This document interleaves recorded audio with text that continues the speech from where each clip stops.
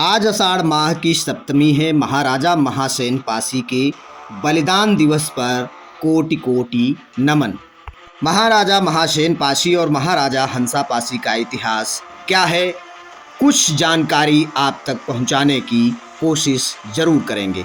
महाराजा महासेन पासी, जिन्हें महासेन बाबा के नाम से जाना जाता है, जिनका आज बलिदान दिवस है।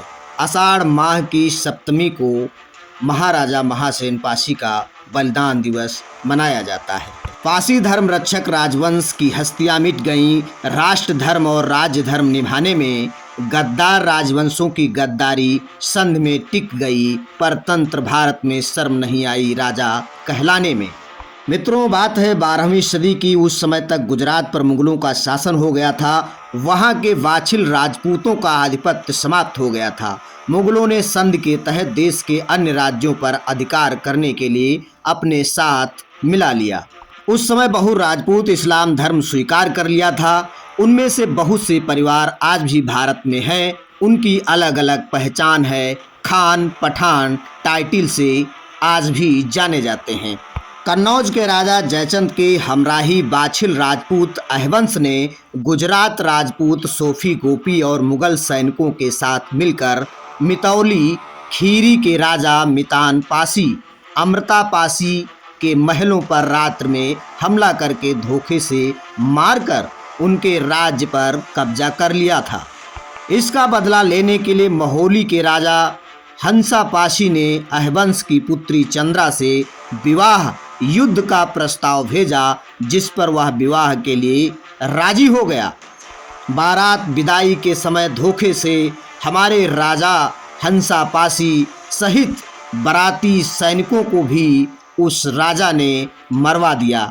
इसी कड़ी में अहवंश ने अपने सहयोगी वाछिल राजपूत और मुगल सैनिकों के साथ एक एक कर पासी राजाओं पर धावा बोल दिया, जिसमें महाराजा महासेन पासी जनपद सीतापुर की विकासखंड मछरेहटा के ग्राम पंचायत डेंगरा के पास कोडरी, जहां पर उनका किला था, उस मैदान में उन्हें घेर लिया गया। ग्राम डेंगरा के मैदान में महाराजा महासेन पासी को दुश्मनों ने घेर लिया और वहां पर विकराल युद्ध हुआ। चूंकि महासेन जी को ये नहीं पता था कि हमारे दुश्मन यहाँ पर हमें मारने के लिए घात लगाए बैठे हैं, इसलिए वह कोई तैयारी करके नहीं गए थे। इस वजह से महाराजा महासेन पासी को वहाँ दुश्मनों ने मार दिया।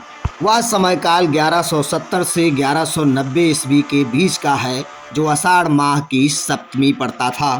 तभी से आज तक वहाँ के पासी समाज के लोग इसी दिन बलिदान दिवस के रूप में मनाते हैं। शोकाकुल पासी समाज के घरों में इस दिन तवा तक नहीं चढ़ता और पासी समाज के लोग डेंगरा के मैदान में इकट्ठा होते थे और अपने रिश्तेदारों को भी बुलाते थे।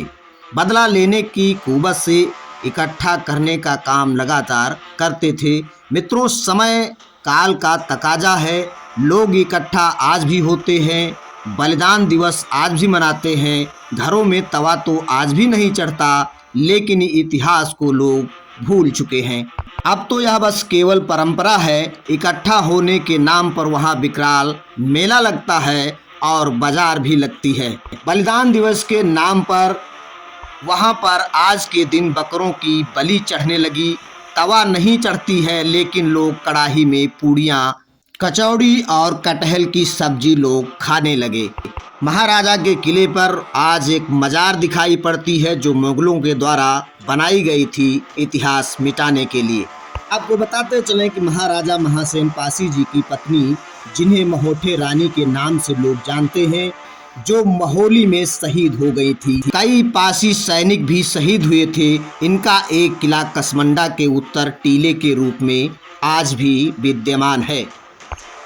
ऊंचा खेरा कसमंडा मार्ग पर झरसौवा के पास महासेन महोठे रानी द्वारा बनवाया गया महरुआ तालाब आज भी है, लेकिन इस पर पट्टे और अतिक्रमण हो गए हैं। कमलापुर में स्थित महोठे रानी का मंदिर आज भी इतना प्रसिद्ध है कि वहां पर भयंकर मेला लगता है और वहां पर मटकी चढ़ाई जाती हैं। जनपद सीतापुर में लहरी पासी राजा लहरपुर जिनका आधिपत्य 1375 तक रहा। महाराजा लहरी पासी के बाद पासी राजाओं का यहाँ से बोलबाला खत्म हो गया। लेकिन पासी अपने को राजपासी राजवंशी कहते, अपने को परशुराम का वंशज कहकर संतोष तो पा लेते हैं। लेकिन आज के समय में शराब जैसी महामारी ने पासी समाज को बर्बाद करके रख दिया है। यदि पासी समाज अपना पिछड़ा राज पाना चाहता है तो इस शराब से दूर होना पड़ेगा, क्योंकि आपके पुरखे इसी शराब की वजह से मार दिए गए। इस महत्वपूर्ण जानकारी में सामाजिक कार्यकर्त्री कमला रावत जी का योगदान महत्वपूर्ण रहा है। ऐ मेरे पासी समाज के वीरों, उठो राजवंश वीर सपूतों, रैयत तुम पर नजर पसारे है, महापुराणों में देखो भगवान भी तुमसे हारे हैं। मातृशक्ति का आवाहन करता अभिकल लाल तुम्हारा है, पहचानो अपनी ताकत को यमराज भी तुमसे हारा है। यदि यह जानकारी आपको अच्छी लगी हो तो समस्त पासी समाज तक भेजने का काम अवश्य करें। एक बार पुनः महाराजा महासेन पासी को कोटि कोटि नमन।